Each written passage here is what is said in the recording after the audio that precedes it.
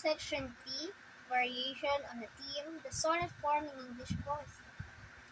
The form of lyric commonly known as the sonnet, or little song, was introduced into the English poetic corpus by Sir Thomas Taylor and his contemporary Henry Howard, Earl of Surrey.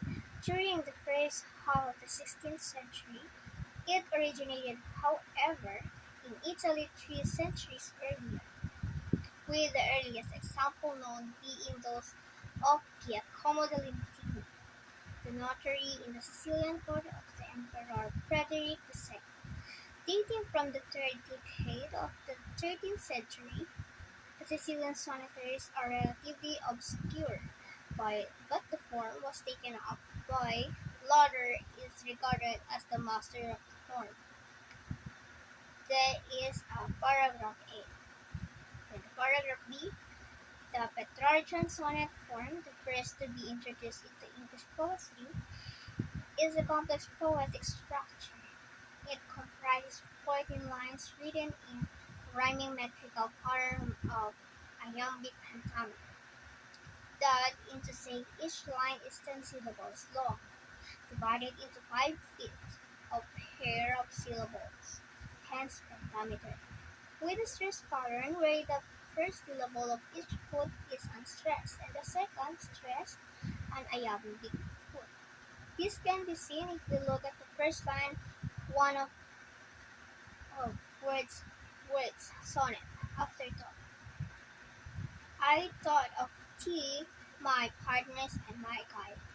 If we break down these lines into the constituent syllabic parts, we can see the 5 feet and the stress pattern. In this example, each stress syllable is underlined. Thus, I thought of thee, my partners, and my guide. Paragraph C.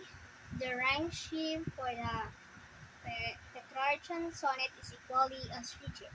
The poem is generally divided into 2 parts: the octave, 8 lines, and the sestet, 6 lines, which is demonstrated through rhyme rather than an actual space between each section.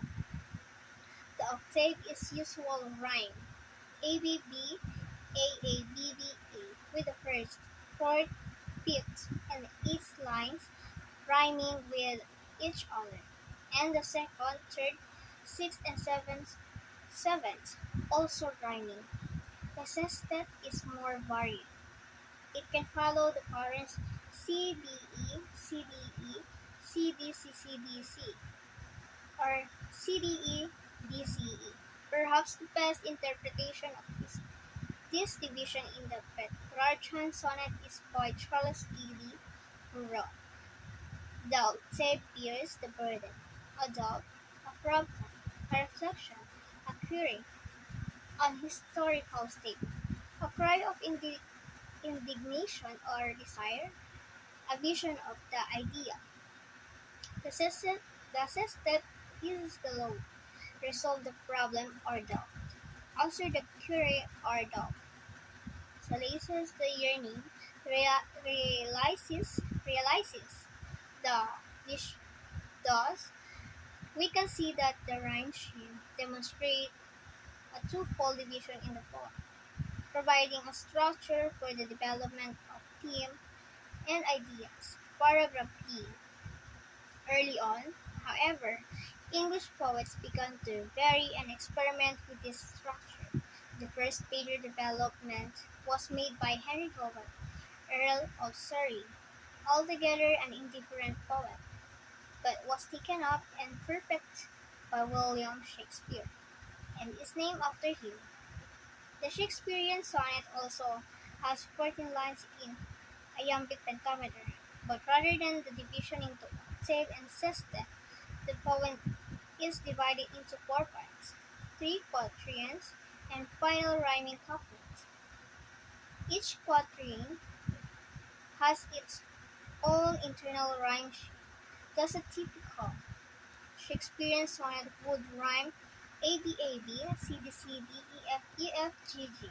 Such a structure naturally allows greater flexibility for the author, and it would be hard, if not impossible, to enumerate the different ways in which it has been employed by Shakespeare and others. For example, an idea might be introduced in the first quatrain, complicated in the second, further complicating in the third, and resolved in the final couplet. Indeed, the couplet is almost always used as a resolution to the poem, though often in a surprising way. Paragraph E.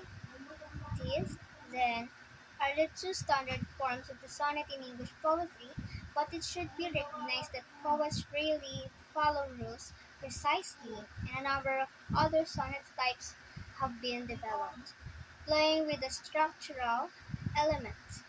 And Mount Spencer, for example, more famous for his first epic, the Pyrrhic Poem, invented a variation on the Shakespearean form by interlocking the rhyme schemes between quatrains, thus A B A B B C B C C D C D E E. While in the 20th century, Rupert Brooke reversed his sonnet, beginning with a couplet.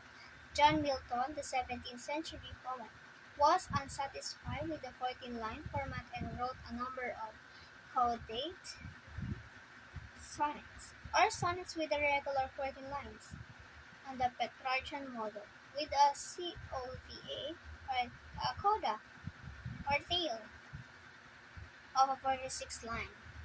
A similar notion informs George Metheridge's sonnet sequence, Modern Love, where most sonnets in the cycle have 16 lines. Paragraph F, perhaps the most radical of innovators, however, has been Gerard Manley Hopkins, who developed what he called the quartal sonnet.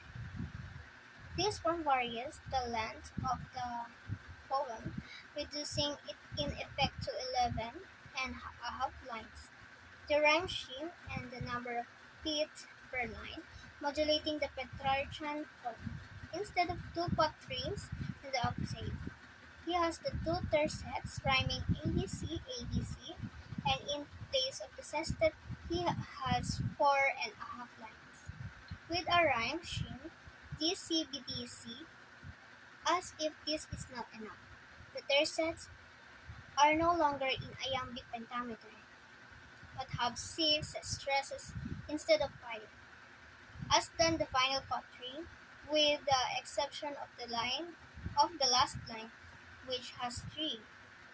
Many critics, however, are skeptical as to whether such a major variation can indeed be classified as a sonnet, but as verse form and structures becomes freer, and poets less satisfied with convention, it is likely that even more experimental forms will out. My answer for paragraph A to paragraph F.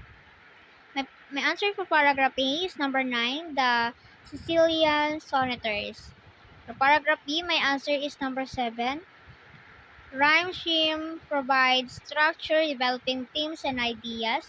Paragraph C, my answer is number 4, the Shakespearean sonnet form.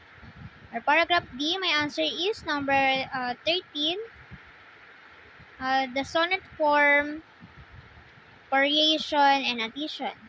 For paragraph D, for paragraph E, rather,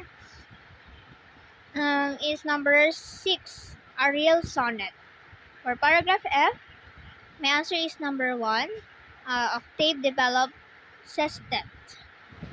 For the question 33 to 37, 33. Sir Thomas Yatt, Taylor, and Henry Howard were, my answer is contemporary. 34. It was in the third decade of the 13th century that the blank was introduced. My answer is sonnet or little song. 35. Among poets of the Italian Renaissance Blanc was considered to be the better sonneter. My answer is Petrarch. 36. The Petrarchan sonnet form consists of blank. My answer is 14 lines. 37. In comparison with the octave, the rhyming scheme of the sestet is blank. My answer is Gerard Manley Hopkins. For the question 38 to 40, 38. According to Charles Gailey, A. The octave is longer than the sestet. B. The octave develops themes and ideas.